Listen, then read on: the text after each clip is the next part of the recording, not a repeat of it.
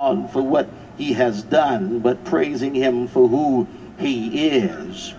Because they failed to do this, hallelujah, the Lord would tell them there, hallelujah, they would not receive the blessing until 40 years of wandering had ended.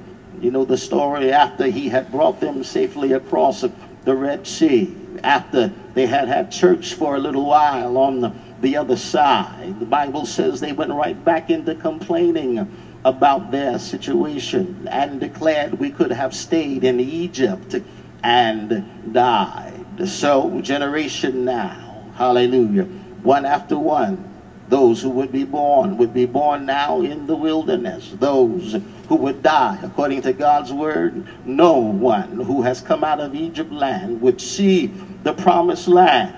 Now, when this scripture comes about, we would discover that the only ones left, hallelujah, would be Caleb and Joshua. A new generation of worshipers now, getting ready to go into the promises of God. The time span that had gone, about 38 years of wandering now in the wilderness. And finally, hallelujah, Moses, led by the Lord, starts preparing these children, whom history says were not even over the age of 20 years old, to start getting ready for the promises of God. Getting ready for it is not enough just to pray about it. You've got to get ready for what you've been praying for. So here we are in the 27th chapter of the book of Numbers, where the Bible tells us a story about hallelujah, family that had gone through some things. Although the book of Numbers tells us about the wanderings in the wilderness, hallelujah, and although it tells us that they were walking around in circle for about 40 years, the 38th year, they had come to the conclusion that if we're going to be blessed, we have to do it God's way or no way at all. It would be in the wilderness that God would reveal who he is to them. It would reveal the character of their God. They did not know who he was really until they went into the wilderness and had to experience the pressures of life. Hallelujah. It was in the wilderness experience that they learned that God could make ways out of no way. Some of you know for yourself, you wouldn't know God the way that you know him, except you had experienced some pain in your life. You wouldn't know that God is a healer except you had been sick in your body.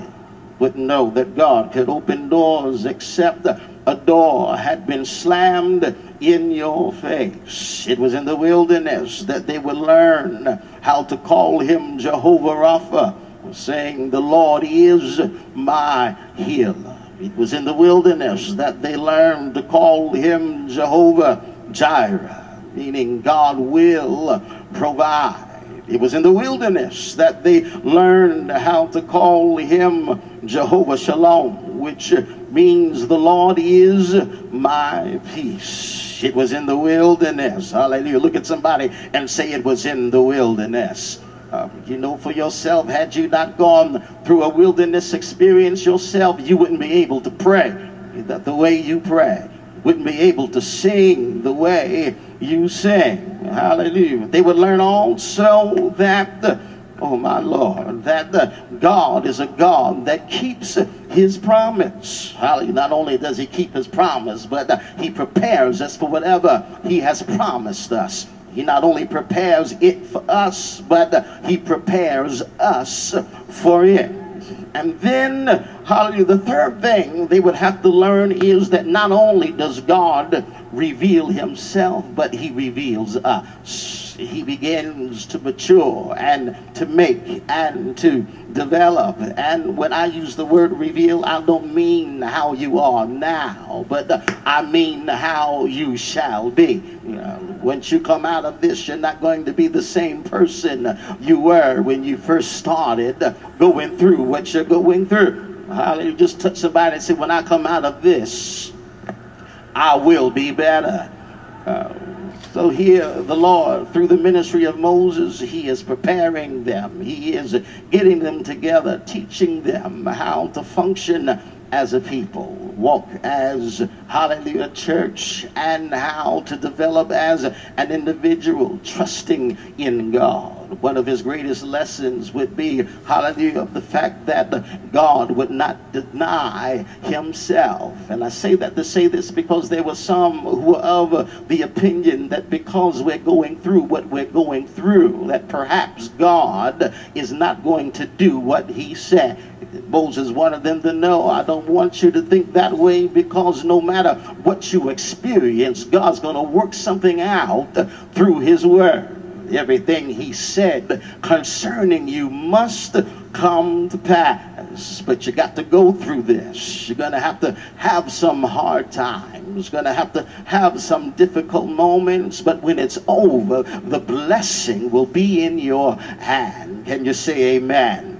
Just look at somebody and say, when it's over, the blessing will be in your hand. So here we are in the 27th chapter, around the 38th year of their wandering experience, and Moses is getting them ready, talking to them about their inheritance, letting them know that this will soon be over. This wilderness experience is about to come to an end. And they were excited a bit in the camp, talking about what they're going to get when they get into Canaan land, talking about their portion, talking about what they're going to receive, hallelujah, in their hand from the Lord. The Bible would declare that there was a man by the name of Zelophehad who had died in the wilderness, and he had 5 girls. Now, according to rabbinical history, Zelophehad was one of those who was stoned earlier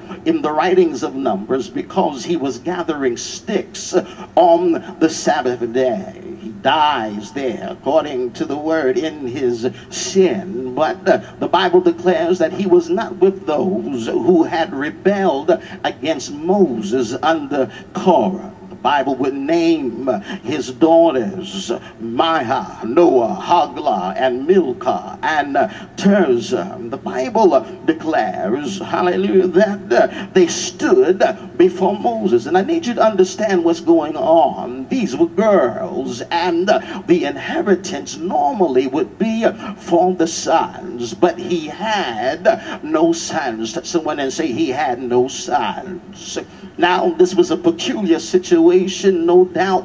It had really never happened like this before. But I would imagine these girls started talking among themselves, saying everybody else is talking about their blessing, and I don't want God to pass me by over some rule and regulation. We don't want to be left behind, hallelujah, because of something that was, hallelujah, designed long ago. We want God to give us what belongs to us. How many of you want God to give you what belongs to you?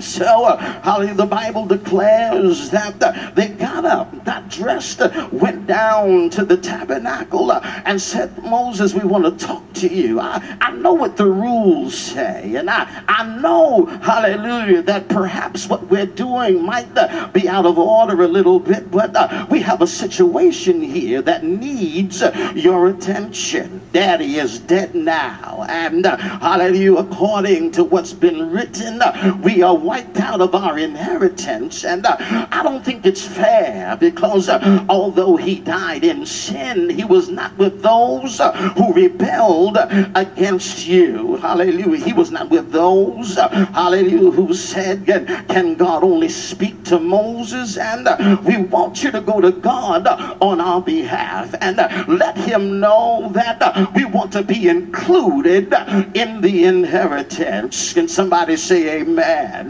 Said, why should the name of our Father be done?